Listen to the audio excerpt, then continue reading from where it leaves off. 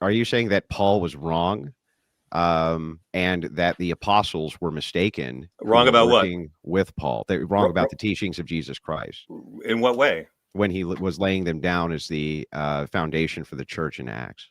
I think in some areas he wasn't Christ-like. Christ treated women as equals. He's the greatest feminist in the Bible. Christ broke the laws Paul can't be trusted. Christ broke the laws of his own faith to teach women and allow them to touch him. Paul's misogyny is at odds with Jesus's equality. So but I'll can also Paul point be out, trusted? well, we don't know, because in many cases, We don't know. Look, you see that Paul says that women must be in submission and must not speak in church. But a few chapters later, he talks about Phoebe, who's ordained as a deacon. So which one is it? Was Paul writing different ideologies to different church communities? Well, or trying have to do, many people rewritten his letters over the years? All I want to do here is just establish if your epistemology is sound. If it's the I'm case saying that we Paul have, is not if it's the consistent. case, if it's the case that we have apostles who are working with Paul, which they are, okay, you do agree that at least they had contact with Jesus, right? I'm saying Paul doesn't supersede Jesus, my friend. I'm not saying you did. I'm just asking you the basic epistemology here. If these guys were wrong about their teaching, hang on. Let me ask the question. If these guys were wrong about their teachings about Jesus Christ and laying down the foundations for his church, they got him wrong. Why should we trust their words about Christ at all? Why should we trust anybody's words about Christ at all? Why? Well, we're going by the book we've got. Okay. Now, Paul, again, in some letters, he's saying that women must be submissive, never have authority over a man, must be silent in church. And then he's ordaining women as deacons. So which one is it? There are inconsistencies within Paul as well. But the thing is, Paul's movement caught on because the actual apostles were all being murdered by Paul's old buddies back home. So that's one of the main reasons. The other reason is Paul's movement caught on because Paul, unlike the apostles, was a Roman citizen and a Pharisee, so he could travel through the empire and preach his gospel. And once Paul is converted, his experience was, look, it's like Judaism, but no circumcision and have all the bacon you want. And he led to the church having this incredible rate of conversion. Sure, I'm not even disputing. The apostles were all murdered. But so, I feel like you're not really answering my question. Peter and James worked with Paul. Do you agree that that's true? Yes, that's okay. Were Peter and James mistaken about the teachings of Jesus Christ when they were working with Paul, or wouldn't they have corrected Paul? James is the brother of Christ. What have I said that you specifically dispute? So then the question here is, if James and Peter are both confirming what Paul's laying down in Acts, why shouldn't we trust what Paul's laying down? Why? Because Paul's a man and he's not Jesus or God. What have I said that you specifically dispute? Why wouldn't his apostles correct him? About what? What for instance, telling women to be silent in church, like you see in Timothy? That was an example that you gave. Why didn't they correct him when it came to laying down in Acts that about homosexuality and his marriage clauses, for instance? Why didn't they correct any of that? Because they were dead, my friend. They got stoned and martyred, and Paul went on to set up the church. Help me out here. Paul's version stuck. Help me out here. Should we trust that Peter and James, who worked with Paul, right, that they would have corrected Paul, if Paul was incorrect? You haven't told me what I've said that you specifically dispute. In whatever you think, you say that Paul corrupted in your book. Paul corrupted the Bible, right? I think that's a word you chose, but I will say that Paul had a lot of hang-ups that Jesus didn't have. Shall we use your words? The homophobia is antithetical to Jesus's message, and Paul's misogyny is the opposite of Jesus. I think Paul's great. There's a lot we can learn from him, but the whole point of my book is Paul is not Jesus and he's not God.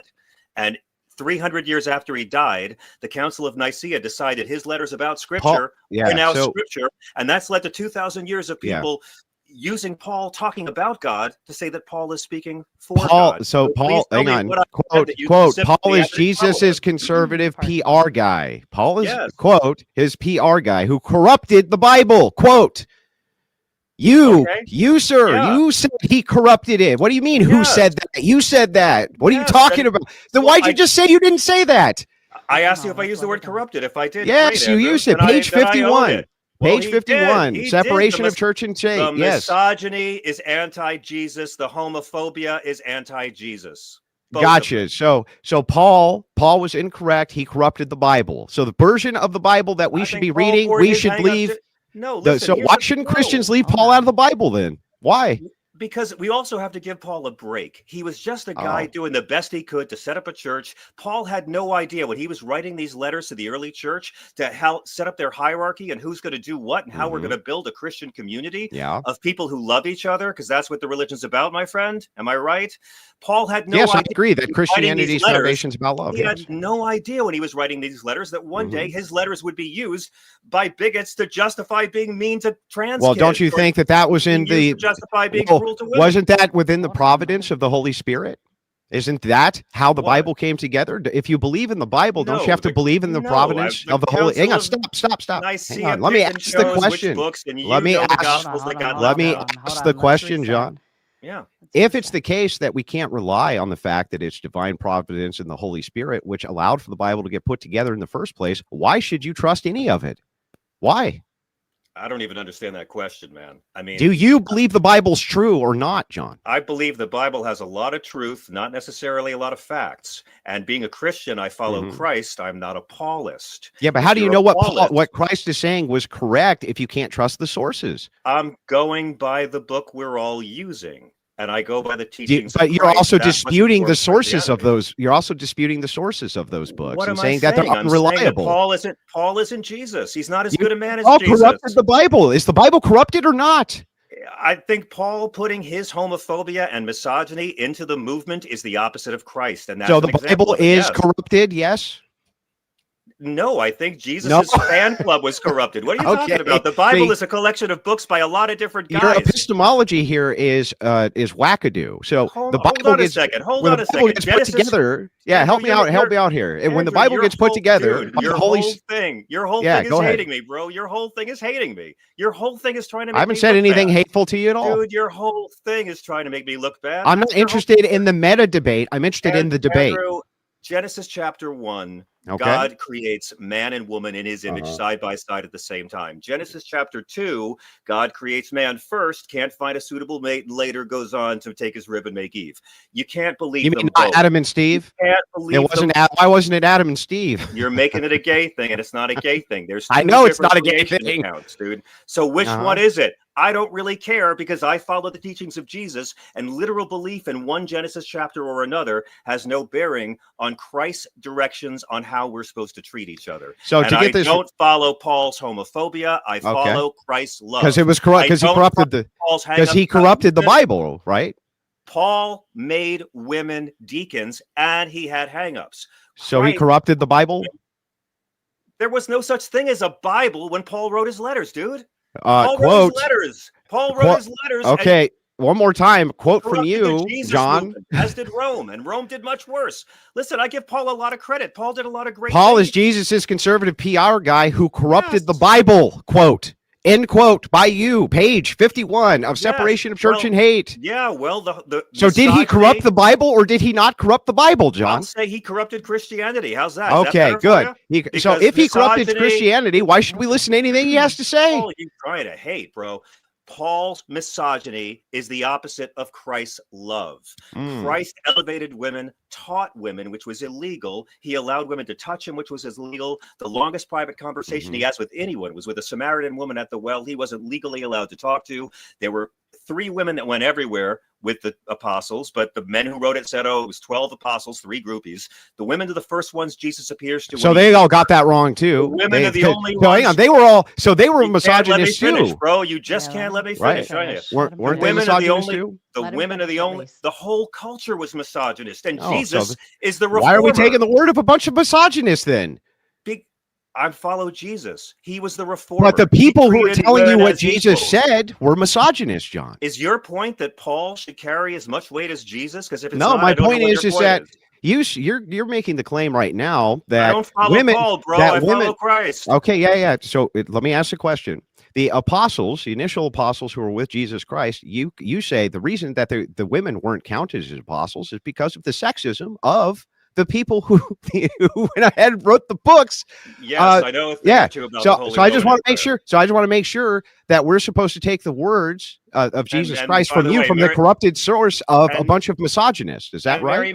Mary Magdalene was never a prostitute either. That was Pope Gregory who made that up. Yes, I totally agree with you that she wasn't a prostitute. Men have corrupted Christ's ministry for 2,000 years. The very apostles who were writing about it. So if I could just Paul's misogyny does not just Paul. We're talking about Matthew, Mark, and Luke. They didn't count any women as being apostles. Only John counts them as being apostles. That's why Jesus was such a radical revolutionary reformer, because he treated women as equals, and he talked to the people he wasn't allowed to talk to. Why didn't he make any of them apostles then, John? Whoever the culture told him he was allowed to despise is who he reached out to. So why weren't any of them apostles, John? I believe they were apostles, and I think the men who wrote the book decided they were groupies. So they're corrupt too. They were corrupt misogynists who can't be trusted, John. Dude, what's your hang-up? So Jesus treated women as equals. Paul didn't. They're corrupt misogynists who can't be. Their words can't be trusted. With respect, Andrew. With respect, who's right? If I could try to offer a translation error, just to ensure we're on the same page. I believe what Andrew's saying, correct me if I'm wrong, is you follow John. You follow Jesus Christ, but the authors of what Jesus Christ is teaching are the very people that you're saying corrupted or did all of these or said all of these. Yeah, John's here's the contradiction. I'll put it simply. Here's the contradiction. This is all about you attacking me. This is your. I'm not attacking. I'm not attacking you at all. Your guys ganging up I haven't attacked you at all. I haven't attacked you once. Go ahead. I've not attacked you a single time. Well, let's get back to the point. What are you talking about? Wait for the highlight reel on that one, Andrew. Go ahead. Yeah, pull the highlight reel. Yeah, I know. Let me repeat what I said. I want to know. Christ treated women as equals. Paul said women must be subservient and submissive and beneath men. Who's right? No, I don't think so. So why didn't Christ make any women apostles? You say that because the apostles are lying. You say the apostles are lying. Okay, name them. The women were the first ones. Mary and Martha, the sisters. Go ahead and show me anywhere in the Bible where they're apostles. The women were the only ones who didn't abandon Jesus when his friends ran. The women were the first ones he returned to. Christ taught the whole scene where Martha's mad that Jesus is teaching Mary. Can you show me a single Bible passage? To teach a woman. My point is, Jesus just going to wait for you to. Okay, go ahead. Christ treated women as equals. Paul said women must be subservient to men. Who do you follow? I follow Christ. So, John, right? Can you show me any biblical passage that names them apostles of Jesus? No, the men who wrote the Bible don't name them as apostles. Because you made it up, John. You made it up because it suits. Yeah, you made it up, John. But who's to say? Because who's to say it's not all made up? Then why should we trust any of the source, John? Because I'm going by the book, and the women that went. You're not going by the book. You keep on adding to the book. Women actually financed Jesus's ministry. Magdalene was one of the investors in his movement. Show me an apostle biblically that's a woman. Go ahead. I don't care, man. Yeah, I know you don't. But listen. Okay, so Andrew, please tell me what you believe. Hold on. Makes no sense. Let's reset. Get to a question. Christ treated women as equals. Paul said women are below men. They were such equals that there wasn't a single apostle that you can point to biblically. I don't believe who Christ treated women as equals. He broke the laws of his faith to let women touch him. He taught women. Why didn't he make any of them apostles, sir? Women were the first ones he returned to after his death. Paul says women must be subservient. Who do you follow? Is Paul right that women should not ever have authority over a man? Because Paul also makes women deacons. So Paul contradicts himself. Yeah. So anyway, when you say this, you claim that there's some sort of equality going on between the sexes according to Jesus, and yet you don't have a single biblical passage which points to any of them being. Hang on, my turn, John. You can't point to a single biblical passage by your own admission of a single woman being an apostle Jesus Christ named. Your entire excuse for this is because the original writers of this were such misogynists that they just conveniently left that out. Women are and hang on, John, my turn. And isn't it convenient, John, that they happen to leave this out so that you can have your presentism worldview that Jesus was a big old femoid. He was a big old feminist, even though you can't actually show me a single. Hang on, John. Calm down, John. You can't show me a single female apostle And you just made up that they are apostles. You just made it up. And then you claim that we can still trust those same sources about what Jesus said, John. Does God love men and women equally, Andrew? Yes, ontologically, men and women are equal, but we have hierarchies established by God. No, he's not. That's not what feminism is. Does feminism, God love men and women equally? That's not what feminism is, John. Feminism means equal access. No, it doesn't. Rights. No, yes, it doesn't. It does, my I'll tell you exactly what it means. Feminism means egalitarianism. Paul right then that women should be... Let's go. We're starting to get our words crossed over here. There's a lot going on. So what happens when you guys interrupt each other? We actually can't hear anything either. Then just time it. Time the debate. Make it 1 minute back and forth. I can go back into timers if I need to. Listen, but I'm cool, man. It's all good. Let's try to be mindful when the other person's the problem is John's a filibuster machine, so just put 1 minute on the clock. It is true. You're a filibuster machine. Andrew, may I ask you, do you believe that women should be in subservience to men, as Paul says? Are men better? Yes. Are men better? No, not ontologically men are better than women? Not ontologically better. Why should women live in You see how you won't even let me answer the question you asked me, John? You see why we need a timer? You won't even let me answer the very question you're asking me. So if you just calm down, if you calm down for 2 seconds, I'll explain. Okay, so the way that it works is, I don't know why God does this. You don't know why God does this, but he sets up hierarchies. God works within hierarchies, and that's what we have is hierarchies. Yes, that is indeed the case, John. And so the thing that's really interesting here is, when we're talking about the ontology of men and women, do I think that they're equal morally? I do. But do I think that inside of hierarchies, they have very different roles than men? Yes. What's my proof for that? Well, they can reproduce, John, and men can't. And so that's why within see what I mean? You're a filibuster machine. You don't want to hear the answer, John, because it blows out your worldview. Feminism is actually not just about egalitarianism. It's about the egalitarianism and the deconstruction of patriarchal systems. Otherwise, how could they be oppressed if there's no oppressor? The oppressor's the evil men, John. They're the oppressor. They're the evil ones. The evil patriarchy has to be the oppressor. Otherwise, what would you need feminism to equalize you against? It's going to be against the evil patriarchy, John. May I speak? You're using the Bible to claim that women are inferior, and then you're making fun of people. I didn't claim. Tell me how I said women were inferior, John. Okay, why is there a hierarchy? Where does God say women must be submissive to men? Because where does God say women must be submissive to men? It's literally said in the New Testament. You've been quoting Paul yourself. What do you mean? Where does God say it? Not Paul. Where does God say it? Oh, well, we could go through the Old Testament as well if you want to see what women's roles were. Where does Christ say it, my Christian brother in Christ? Yeah, so here's the thing that's really funny. What do you think that Christ needed to say when he's talking about the equal ontological value of men and women? I agree with that statement. But the hierarchical structure of how, because human societies, John, still work better when men are in leadership roles and dominant roles and physical roles, and women work best when they're not in those roles. And that's why you establish these hierarchies in society and move society towards those hierarchical roles, John. So submission.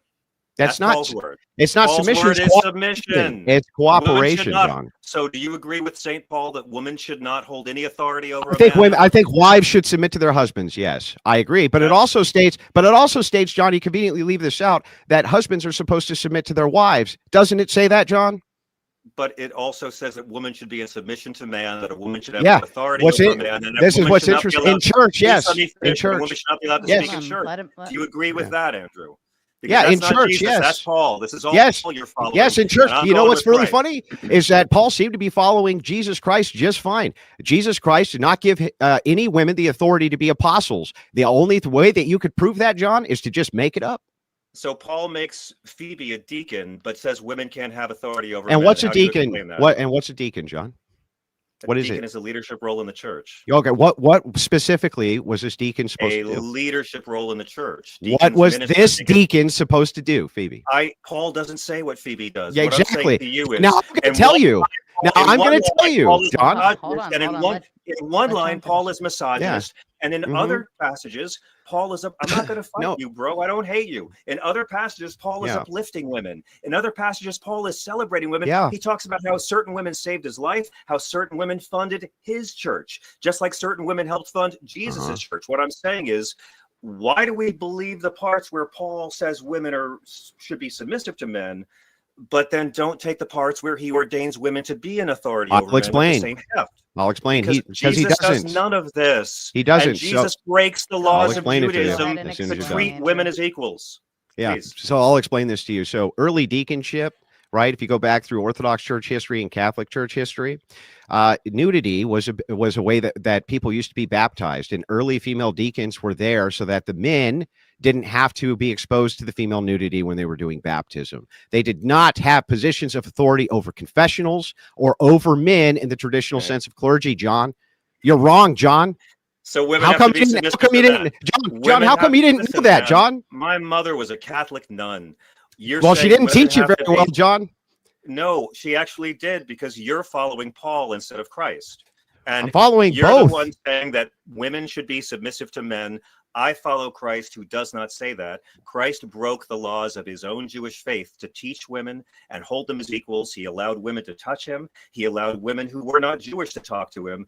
But that's not what's in contention goes here. outside of the tribe. No, I know. I still listen. You just want to fight me, man. But what I'm saying is, I don't follow. I'm fighting your worldview, John, and not you. Paul's hang-ups got poured into his letters, and I give Paul a lot of slack. He had no way of knowing when he was setting up the early church that his hang-ups about dudes hooking up with dudes would one day be used to justify so much cruelty that is forbidden by the love of Christ. And again, homophobia is an insult to the Sermon on the Mount, and anyone who claims to follow Leviticus is lying to you. It's just a book that people pick and choose to justify their cruelty.